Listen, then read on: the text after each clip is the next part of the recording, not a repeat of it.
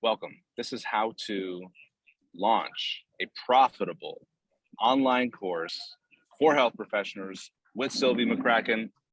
We have a room full of health professionals here. We have the expert in online courses. I could tell you the story of how I took 2 years to launch a not profitable online course and made $297 with one sale. And then I thought, crap, what do I do? And I spent those 2 years looking at lights and microphones and editing software as though that was going to make any difference. And I told myself, no. I got to get the right lights and I got to get the right microphone. I got to get the right editing software. And I dilly-dallied for 2 years. Then I finally had this course, finally recorded, finally uploaded to the internet. And I sent out an email to sell it. And I made one sale. And then I realized, oh no, I don't know how to sell the online course that I just spent 2 years trying to make. So please, for the love of God, Sylvie, tell us, how do we launch a profitable online course? First of all, I love the story. And it's such a classic. And also that's a big question. So there's a number of different things, but let's tackle, a couple of things. First of all, the story Majeed just mentioned is so typical. I feel like I've heard that all the time in terms of, like we were talking about before the recording started, microphone minimally matters, right? Lighting. I mean, I'm in front of a window. As you can see, you can see part of my Peloton back here. This is less than perfect, right? The arm of the microphone. All right. Like none of that really matters. What matters is the content. What matters is the substance. What matters is this going to actually change a person's life? Is this actually going to take someone from A to B, right? So we've got different experts in the room. We've got the heart attack doctor. We've got, all kinds of different things. Are you actually going to be able to help them? They don't actually care. What they care about is, are you going to prevent them from having a heart attack? They don't care what microphone you've got or what lighting you've got or et cetera, et cetera. So one of the things that Majeed was referencing really, and let me know if anyone else relates to that story. Do we have any other people in the room that relate to kind of what Majeed mentioned? Any attempts like that? We've got a couple. Okay. Awesome. So it's not that uncommon. And I think a big part of it is, and I took furious notes before we started the recording in terms of all your different expertises and the ideas that came up. I talk a lot about the wrapping paper and then what's inside the box. And in marketing, in sales, which, welcome to being an entrepreneur, if you're going to actually have a program that changes people's lives, you've got to actually sell it to quite a few people, right? Having the best program in the world that doesn't sell is not the best program in the world, because it's not actually changing anyone's lives unless you're actually selling it and delivering it, right? So two things. There's the wrapping paper and there's the box. The wrapping paper is really what people want, right? So it is what people are after. So, and what's inside the box is what you're actually going to deliver, how you're going to actually get them there. So we're going to go down that rabbit hole for a second. But, what Majeed was talking about is, he spent all this time, right, going down this rabbit hole of researching all these things that don't matter. And then even going as far as creating the program, which that is actually valuable time, right? Let's say figuring out what the modules are going to be, recording the videos, maybe there's worksheets, this, that, the other, all of that, and still only one sale. And this might we might need the heart attack doctor actually, because this might give you a minor heart attack. When I say this to health professionals, usually I get a little bit of a look like this, like, I don't know, a little bit of a panic attack, which is we really want to sell the thing before we create the thing. And, that's often not, it's not comfortable, right? Because you're like, what do you mean I'm going to sell the thing? I'm going to like outline it on a Post-it or on a napkin, and then I'm going to go out and sell the thing. And, I don't have it. It's a Post-it for right now. And that's exactly right. And then you're going to go deliver it. And the reason we want to go this sort of counterintuitive, a little bit seemingly backwards approach is for a number of reasons.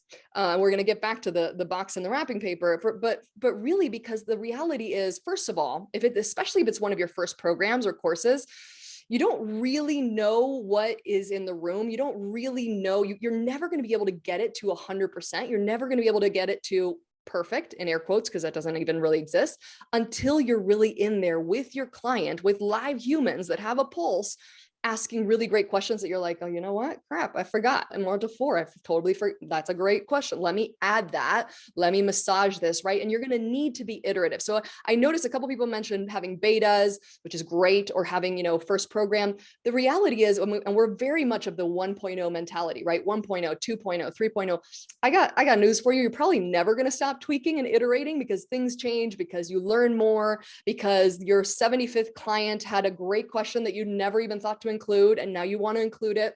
So I want to encourage you to have this sort of backwards approach of like, let's go out there. Of course, let's, we have a process in terms of distilling, like what would be a program that we would even bother to sell. Let's talk about that.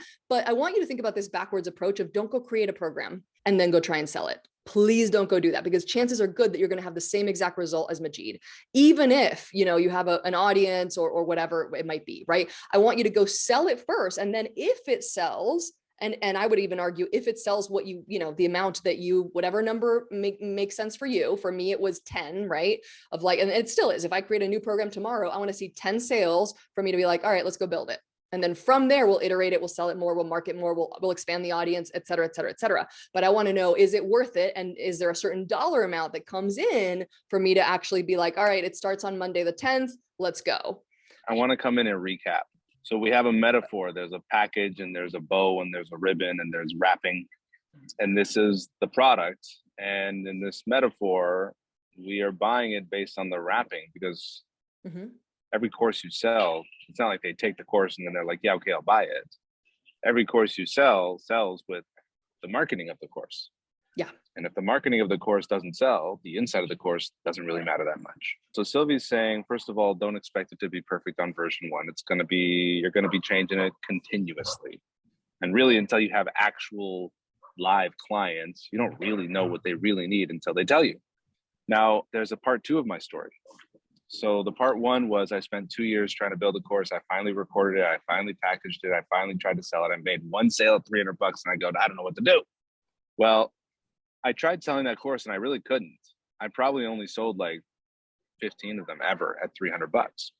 So then I launched a new course, but then I did it the smart way. I did it the way that Sylvie suggests, which is I sold it first, and I sold it for $3,000. And when people paid $3,000, they figured it was going to work. I don't know. When you buy something for $3,000, you kind of feel like it's going to work. And Sylvie, we can talk about pricing here. Yeah, for sure. But the $300, it was hard as hell for me to try to sell the $300 course. Right. So I sold 6 people into my next course on sales. And then I realized that's what people really wanted. My first course was on networking, but the reason they want networking is they want to make sales. So I sold them the thing that they really wanted, which was called sales. So I sold 6 people at $3,000 before I started recording. And then I was like, oh, I just collected $18,000 and there's going to be 6 really upset people if I don't record anything. So I better get to work. Yeah. I better get to work. And I know exactly who I'm working for, these 6 awesome people. Yeah. So maybe if you want to take us to pricing, or if you want to take for sure. Well, I mean, there's a couple of things I want to point out of what you just said. I mean, yeah, for sure, pricing is a thing. And then also that the fire under the booty of like, this course is promised on Monday or whatever, 10 days from now, module 1, I'm going to get it done. Right. So, there's that piece for sure. But another piece that you just touched on, Majeed, as well is, they didn't really want the networking. They wanted the sales. And so this is where I'm often talking about, let's sell the wrapping, right? And let's give them what's inside the box. So I heard, a couple of you rattling off, microbiome or gut health detox or intermittent fasting, all really, really great tools. They might go in your box, right? They will be in your program. It might be module 3. You're going to teach them to intermittent fast. You're going to teach them about their microbiome and getting out there and getting dirty, all those incredible things. No one is going to buy that though, right? So I want you to think about, you're still going to give it to them, not taking away your expertise. But what we got to think about when we market and sell is that wrapping paper. What are they buying? Are they buying the weight loss? Are they buying anti-aging, right? Rolling back the years. Those are the things that they're buying, the outcome, right? Now we're going to give them maybe even in Majeed's program on sales, maybe networking is part of it. So networking goes in the box. It's just not on the wrapping paper. It's not on the bow, right? What's on the wrapping paper and on the bow is that sales, is that increased revenue for you guys. So I want you to think about, and maybe have it. And you're so incredible because you are experts in your field. You're so incredible at what's in the box. And oftentimes, because you're used to talking to colleagues, you're not used to having to quote unquote sell it, right? So you're not used to having to work on the wrapping paper and the bow. So I want you to think about, having a second column, if you're jotting things down, of like, what is it that they want? So forget what they need. That's going at, you've got that. That's solid. You've got it. It's in the box. You've got it. You can do that blindfolded. I want you to think about what they want. It might coincide in some cases with what they need. And a lot of the times you're going to notice that it doesn't. They don't want improved hormones. They need it, sure. They don't want improved hormones. What they want is, what does the improved hormones get them, right? What does the balanced hormones get them? Does it get them the weight loss? Does it get them better sex? Does it get them better sleep? That's what they want. So I want you to think about, that's the column that I would go crazy on, because those are the words. And ideally, go fishing in your clients' or patients' intake forms, their words in simple, plain English. What is it that they're saying? Why did they come see you, right? Their words from before they started working with you one-on-one. That is the gold mine of copy right there. All right, here's the recap. They buy what they want, so sell them what they want, and then put what they need in the box. Exactly. Yeah, give them what they need, but sell them what they want. So to remind you all, Sylvie is the expert in online courses and online programs for health professionals. So can you give a few examples of the names of the courses or products that are selling well, that kind of indicate to you people want that? Some of your clients, perhaps? For sure. So names of courses I won't remember, but I can tell you outcomes, because that is for sure what is the most important part. So for example, a physical therapist who is selling a program on preventing and rehabbing injuries specifically for runners. We had an orthopedic surgeon. Some of these stand in my mind because it was initially professions that I was like, well, what on earth are we going to do with a surgeon, right? Like, how on earth are we going to teach this online? Surgery in your bathroom? That's not going to be it. An orthopedic surgeon who did a program on anxiety specifically for men. So he's helping men that are middle-aged, and he's helping them, and he's killing it. He's selling his program for, last I checked, it was $4,000 a pop. We've got an essential tremors program. So somebody she's a neurosurgeon. She's helping caretakers of those with essential tremor. We've got, all kinds of different obesity programs. We've got weight loss programs. We've got a lot of people in the mental health world. So think about, whether it is anxiety, depression. We've got someone coaching on how to help LGBTQ youth and teens that are going through some transitions, and their caretakers and their parents, and helping them in that transition. We've got diabetes, all kinds of autoimmune disease, like specific ones, right? So whether it's Lyme disease and, type 2 diabetes versus type 1 diabetes, which would be the autoimmune one, of course. The theme that I'm hearing, Sylvie, is that the ones that are doing well are very specific. They are very specific. And also you can be too specific. So that would be my only caveat, is I've definitely had to kill some darlings, because that's the first thing we do in our program, is like, we go over topics, is module 1. And a lot of the times I'm like, whoa, we got to broaden this a little bit. So the most recent example of that was, think about if you were going to help Lyme disease, but only for women, and only, that was already diagnosed and by a Lyme literate doctor, right? Like now we've got to expand that a little bit, right? So we need to maybe do Lyme disease for everyone, or maybe if we're going to go for women, then maybe we do all autoimmune disease, et cetera, right? Okay. Let me give you the question that I get. I get this question every couple of weeks. And the question is, I'm doing this 10-week health program where people reset their metabolism and lose weight, and I'm going to ship them an Aura ring, and I'm going to send them a printout of the manual of what they're supposed to follow. And it's going to be 10 weeks, and we're going to have a call every week. What the heck should I price it at? Yeah. Oh man. This is it's such a topic. I mean, first of all, I think you got to price it based on outcome. So don't price it based on the stuff, right? And we got to figure out the stuff later. But I would say it's not even worth doing a program under $2,000. And that's the price point that the only reason we start our clients there is usually because there's some hesitation on like, oh my God, I don't know if I can sell anything for higher than that. Just to give you an example, one of our clients that was feeling that way, was shaking in her boots, to sell something for $2,000, now is selling a $22,000 program, right? That did not happen overnight. That's probably, I don't know, maybe even close to 2 years time. Okay, let me just pause you there. Yeah. Let's all just take a moment to appreciate what just happened. $2,000 program goes to a $22,000 program. That's life-changing. Yeah, for sure. Life-changing. Now, what do you say, and I'm so glad you say this, I think we probably share this philosophy, and I didn't know before you got on the call what your philosophy on pricing was, but what do you say to someone, Sylvie, when someone says, Yeah, but what if I just put together this like $47 course and I'm Right. going to sell a bajillion of them because the laws of economics command that Mhm. supply and demand, there's just going to be a bajillion customers at $47. Or what do you think about a $300? Because like a lot of Yeah. the people I work with, they can't afford 2,000. I really Right. want to help people who have Ooh, I love the can't afford $300. it They conversation. can't afford 2,000, but I Right. really want to help people that have $300. Right. Okay, what do you say? Well, a million different things. First of all, on that bajillion, at $47, and I love, like we could totally talk about an ascension model. There's room for low ticket stuff and all that good stuff. We do virtual conference sales that I believe are $37, right? And that's like it's like a mini piece of content that really leads to our program. Like it's not something, I don't even think we break even on that on our funnel. Like I'd have to check with my Facebook ad expert, but I don't even think that pays for itself, right? So it's a marketing strategy. It's not your core thing. So I would ask you, first of all, do you have those bajillion? Because you better sell a bajillion if you're going to sell it at $47. That's number one. Where are you going to get them from? Do you have them? It's going to take forever. But more importantly, because that's just math. I don't make the rules. That's just how math works. But more importantly, is your client going to get the actual outcome? Are they going to get the result, right? Like, are they going to watch the thing, or is it going to sit on the digital shelf the same way, anything will sit on the digital shelf? And with the best of intentions, you're even at $300, your client will buy that with the best of intentions, thinking, oh my gosh, that sounds great. Like that promise sounds great. I'm going to do it. And they don't. Why? Because they're not committed. They don't have enough skin in the game. So just like Majeed said, I think a big part of his story of that $300 course versus that 3,000, believe it or not, is just the price point alone of like, well, I paid 3,000, then I better at least crack it open, right? And what we've noticed, because we've sold programs anywhere from 5,000 all the way into the multiple five figures, what we've noticed is, and believe it or not, I have still not found one single price point at which there's never someone that doesn't show up, which is fascinating to me. But obviously you see less and less. The higher the price point, right, you'll see more and more people show up, more and more people actually, do the work, submit the assignments, show up to the calls, whatever it is that you offer, whatever support piece you offer. And that's the other big piece, Majeed, is really like, the reality is your content, great, that's fantastic. But if they could do it themselves, they would have done it. So I'm much more of a fan of having something that we can, again, start at 2,000. Really, I'd love to start you at 5.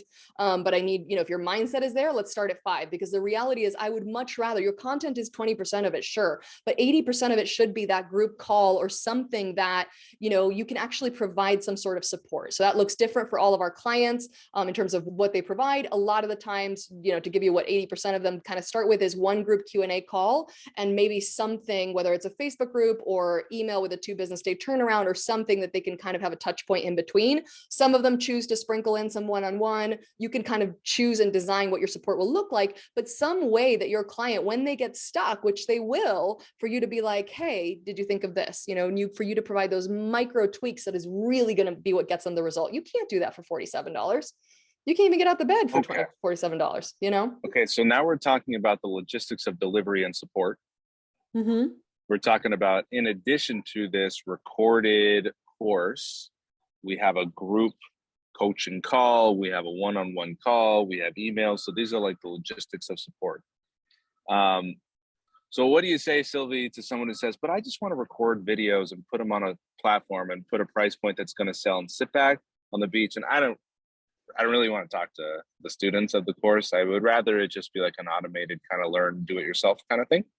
Yeah, I mean, that's, you totally and completely can. I'm not your gal for that because of 2 things. I know, and because I help, health professionals in particular, we sort of have a skewed, biased market of people that, they all are really here because you want to help people. Like you didn't get into this profession because there's easier ways to get rich, right? So we've got that like double-edged thing where it's like you really want to help, and that's not going to do it, right? Having a program that's not going to get cracked open, or that's going to get cracked open 10% of the time, is not really going to actually get results, which is not going to get you the testimonials, which is not going to, all of that. As a downsell, sure, if you want to have that in addition to, for people that really truly are never going to take your other program and want a bite-sized way to enter your world, awesome, sure. But the other piece of it, Majeed, is that, how are you going to sell and market today, 2022? 2 years ago, that would have been different. But today, the cost per acquisition on ads is insanity. So the reality is if you don't have a high ticket program, unless you have a massive audience, unless you're going to get this, audience organically, it's going to be very, very difficult for you to be profitable on those lower price points. Not impossible, but it's very, very difficult. You're really going to have to pound the pavement in terms of organic strategies in order to get that audience large enough to make those numbers work. This is just math, right? Like it's going to take me 10 times as many sales with $100 program versus $1,000 program. So we've just dipped our toe into ads and acquisitions, which I definitely want to learn from you about. And I also want to close the loop on the logistics of course delivery. So I've changed over the years, weekly group call, one-on-one here and there, 3-day intensive on Zoom. And I've been testing different ways of marrying the course to support and delivery. What have you found works best? And do you have one formula? You say, just do this one, your course, and then do this formula? Or what do you see in difference in terms of support and delivery? So no, there isn't a one formula, because just to give you an idea, I've got one client who helps postpartum moms, and she's like, when they need me the most is when they're in that, they're in the hospital, even they've got a baby in their hand the whole time, like they can't come to a group call and whatever. And so she has like a text message support option, right? Like it's got to be custom to what your program is, who your client is. Now she still has her boundaries so that it's not texting 24/7. Can you imagine? So there's a platform that she'll use, certain expectations set, whether it's a 2 business day turnaround, et cetera, et cetera. So it's very customizable. I think when you're starting out, you've got more time available to you. And you really want to learn from those first few clients. So I would say, get in there, do the one-on-one, get in the Facebook group, get on those group Q&A calls. A lot of those group Q&A calls are really going to be snippets of it, are going to go into your program in terms of how can we bolster this program and make it even better.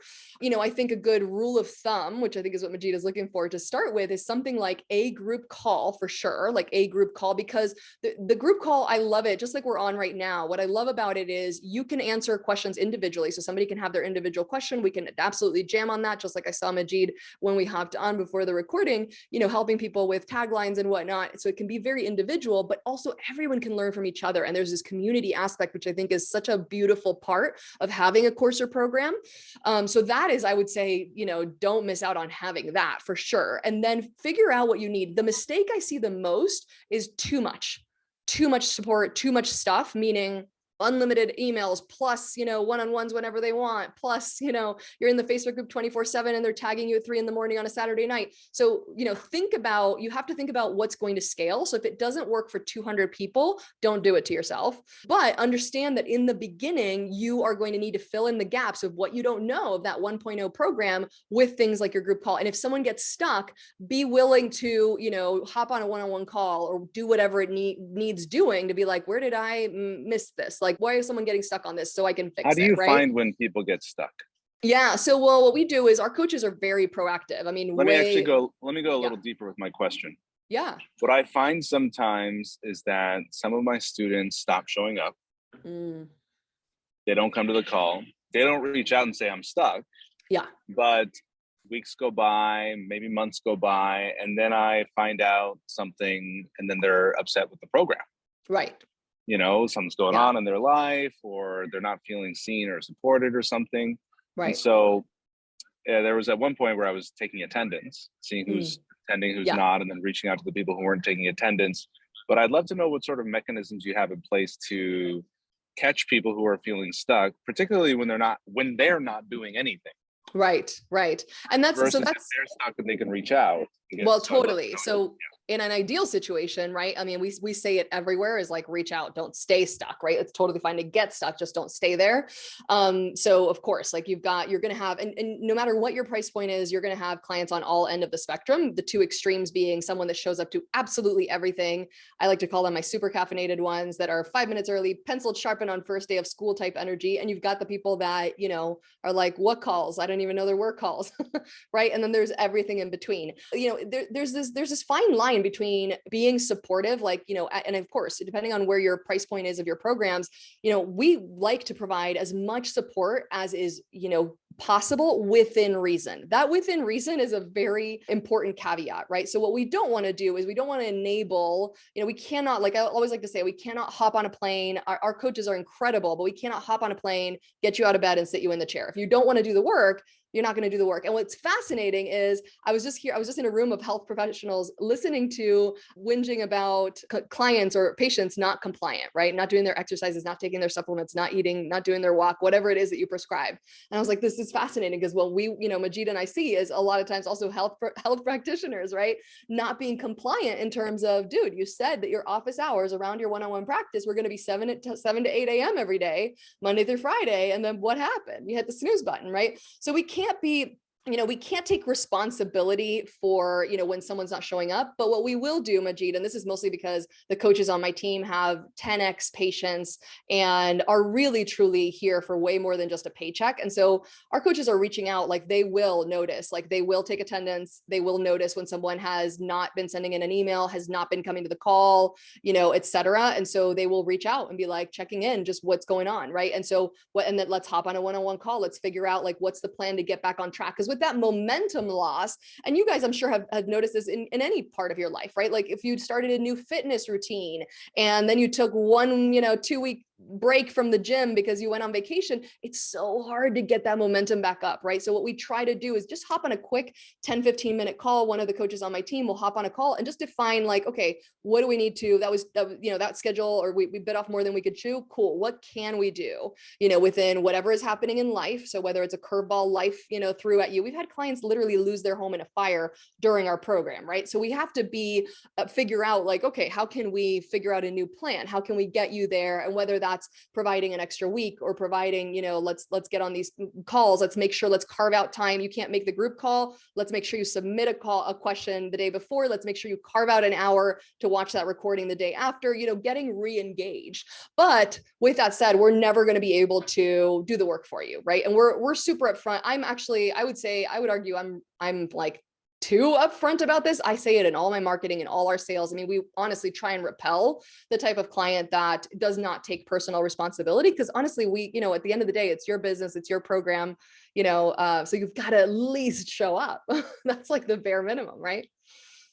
Perfect. Okay, let's talk ads, and then I'd like to open up to questions. So yeah, I'm curious about ads because I've never gotten it to work. I've done ads, a free plus shipping book. Mm-hmm. I've done ads to a webinar, to a strategy call, and I just got really frustrated, spent a lot of money, wasted a lot of time. And so I'm curious to know what your advice is for anybody who wants to get clients for their online courses with ads. Yeah. So what's interesting is when we've done, a million different ad strategies over the years, and I like to say, Facebook likes to change their mind every Tuesday. So a couple things, what we have always taught up until literally next week, I think on the 19th, we're bringing in a Facebook ad expert for the first time to teach our clients, because we've literally been teaching our clients organic marketing. So meaning, I would urge you to start with organic marketing in that, test that out with even if you have a patient list of just 200 patients, past or current patients, I would say test your messaging that way, test your offer that way, make sure it works before you go spend 20, 30 grand on ads, right? So that you can learn what needs tweaking. Like this email worked, this other one didn't. Great. Why? Let me look at those subject lines. Let me learn from that. So we've done this. You can do it organically. A lot of our clients have gotten to $30,000 months before they've even spent money on ads. So that's my spiel on why not to do ads. But what's working right now, and Facebook recently has changed their algorithm again. So what we're doing right now is one ad, which is on ManyChat. It's a bot, basically. It's an app, ManyChat, and it is just a very simple ad. It is providing a free webinar that is a 45-minute presentation. It's actually a kind of complex funnel, just because that webinar then leads to an application form for yet another webinar. And then that webinar presents our offer on a sales page. So we're not leading to sales calls right now. We've done sales calls in the past for sure. A much simpler funnel, in the past has been a webinar to a strategy session, like you said. And that's where I probably would suggest for people just starting out, not going this complex route, because this requires a lot of testing. So the strategy that our expert will be teaching is going to be, again, very simple. It's going to be a many chat bot, say that 10 times fast, to either a cheat sheet or a webinar or something that you can grab an email address for. And then from there, offering a strategy session. That would be the way to simplify it. Ours is a little bit more complex because we don't want to do strategy sessions anymore. And we've, again, once you get to a certain point where you can sell a high ticket from a sales page, then you no longer need to do that. But I do still encourage starting that way, because on those strategy sessions, I really consider it kind of the MBA of learning how to sell. You're going to learn so much more. You're going to get more out of those strategy sessions, especially and including the no's that are going to, there's no way to do that. There's no way to do the funnel without them, I think, until we've had just hundreds of hours on the phones. And that's really what led to, being able to do it without them, if that makes sense. Any advice on what's necessary for making a sale without a strategy call? Like, do you find it necessary to make a money back guarantee or any other kind of? I think, obviously things that improve, that help it, with time, you're going to have more testimonials, definitely being accessible. So not having a strategy session does not mean you're not accessible for questions, right? So we are reachable. So we can do, a text or a DM, so we can have a conversation that's asynchronous, but that way our team can have 100 conversations versus 5. So answering questions. And we do have people join no questions asked, but sometimes people want to know, sometimes it's a very simple question and sometimes it's a full objection handling conversation via text message. Yeah. So that having, testimonials in place, I would say filtering the application. So having that application process, I feel like having that hoop to jump through. So there are applications that we decline because we either don't have enough information, which we do make an attempt to reach out and be like, hey, I just want to clarify a few things, want to get you that training, but just need a little more info. And then some that it's just, like you just got to decline. They're just not your ideal client. And so you've got to decline them. What's the name of your signature offer, your signature program? Yeah. So our program is called Courses for Health Professionals. Super simple. And believe it or not, I'm not huge on names. I know that's much more your wheelhouse, right? Like I'm huge on promises and I'm huge on keeping it simple. So we like to kind of be, not so fancy. We like to have the names be really clear, like what it is and who it's for. Yeah, totally. I love that name. My golden rule for communication is to be so clear it's impossible to misunderstand. Right. Yeah. And Courses for Health Professionals wins. Yeah, so I'm like the red pen. I'm constantly killing dreams because I'm like, people come with this really fancy, really great, creative, and I'm like, that's too clever. we gotta simplify that, bring it back down to just plain English. Yeah. All right, well, let's take some questions. Julie has a question. What's the best strategy or software for collecting testimonials from clients or patients? Ooh, I have a whole training on testimonials because I love it so much. I would say to keep it succinct, I really like, this is a process where I'm like an efficiency queen in so many areas, but this is a process where I'm intentionally inefficient. And what that means is, it's kind of like you would be in sales where we like to get an easy yes. So our coaches are proactive about when someone shares a win, we'll reach out to them and say, hey, would you mind if we, use that as a testimonial? We get a quick yes, right? That's a yes or no question. And then we'll make the second ask of like, hey, do you mind pasting it here? And so to answer your second question in terms of, like software, we dabble with a few. Right now we're playing around with Trustpilot. It's great because it'll show like verified clients, but of course you could have some disgruntled person that you didn't accept their application or whatever come in and post something as well. But that's the case with just about anything. But I would say, using it on your own website and also using something like Trustpilot would be good. But yeah, that intentionally inefficient, I think, is the biggest part of it. Of like a lot of the times, and you're going to notice this much more so even than we do, is clients are happy to, but they don't know how to write it. So in that intentionally inefficient process, we'll say, hey, would you mind providing a testimonial? We're happy to draft it for you. That is like 9 times out of 10, you're going to get a yes, right? Because they're like, yeah, I'd love to, I just don't know. So I'll draft it for review. So we will draft it because we're so much better at marketing copy, right? So we'll draft it and send it to them and be like, how does this sound? 9 times out of 10, we get a, yep, that sounds great. Every once in a while we'll get, would you mind changing this one sentence, or something like that, where they're either too private about their income. They don't want to boast that. So we've definitely had that of like, hey, just take out the number of money I made or something like that. Totally fine. Or change it to multiple 6 figures instead of the actual number. Cool. And then, again, the third ask would be, hey, do you mind posting it on here? And that way we've already got kind of our micro commitments. And sometimes we'll get a ghosting somewhere along the way of like, people don't want to be seen and be, plastered somewhere, which is totally fine, but we'll be able able to capture it, at least on our own website, if they don't want to post it themselves on a third-party review. Sylvie, if people want to get in touch with you or take your course, where should they go? So I'm on sylviemccracken.com. I'm Sylvie McCracken everywhere on social media.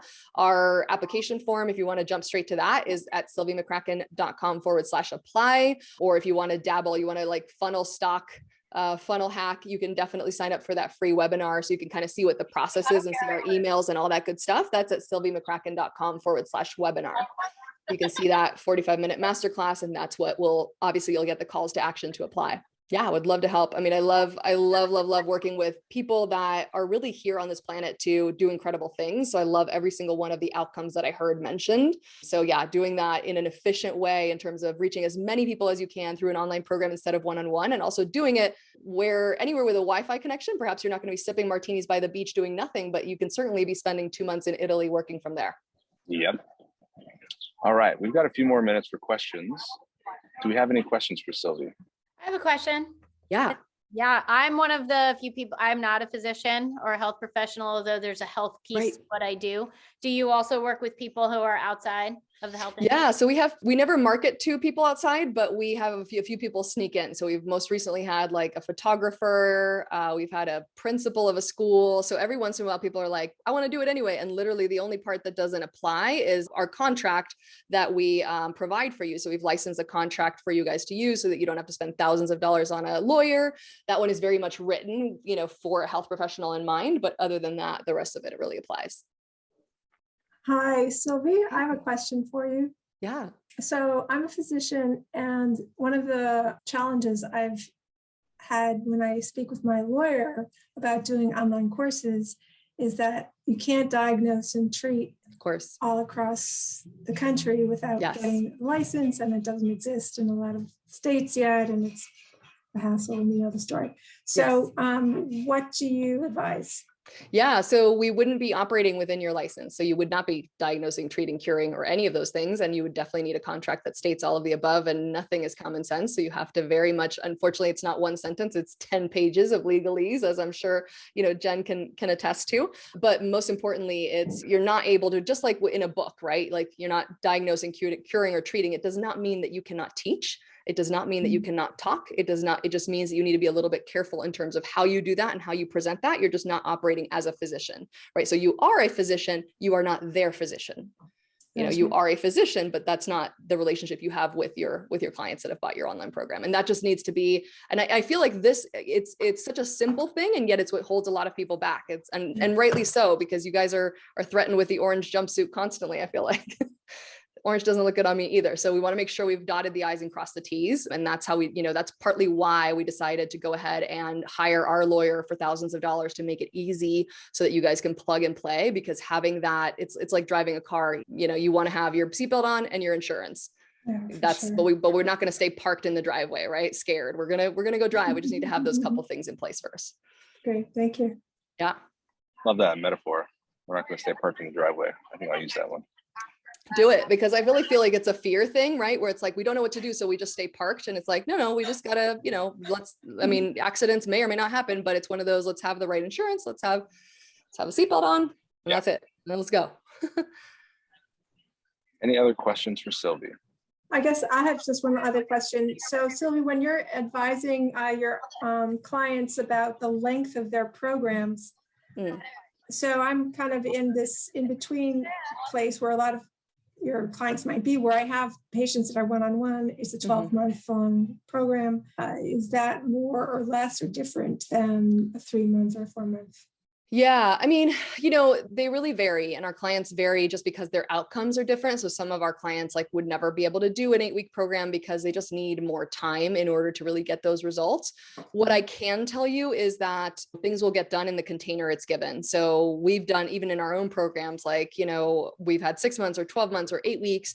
And a lot of the times it's that same mad rush 2 months before finishing, whenever that 2 months is, no matter how long it is. So I have a preference. I lean towards, especially for your first program, I lean towards shorter. I think it's much easier for you to crank out an 8-week program, have that be a bite-sized thing. You can price that at $2,000. You can get your feet wet. You can learn a lot. You're going to make all your mistakes on it, right? We expect that. And then from there, you can do a back-end program. You can do a 6-month that you're going to sell in the back end, or a 12-month that you're going to sell, to people that you want to continue working with and want to continue working with you. And, eventually if you want to have that be your only program, great. But I much prefer that sort of bite-sized boot camp style. Let's do it quick and kind of get that very quick feedback loop. Thank you so much, Sylvie. It's so been welcome. a pleasure. You're a genius. We're all going to go hack your funnel now. Yeah, do it. I would love that. I would love that. And email me back, for sure. Great questions, everybody. You guys are rock stars. So looking forward to connect. And thanks, Majeed, for having me on. Thank you for listening to the Expert Speaker Podcast. Be sure to hit the subscribe button and leave us a rating so that more people can discover the Expert Speaker Podcast and so more people can be empowered to share their message. Be sure to go to www.expertspeaker.com and take the masterclass to learn how to grow your business and make money speaking. It's totally free and will change your business.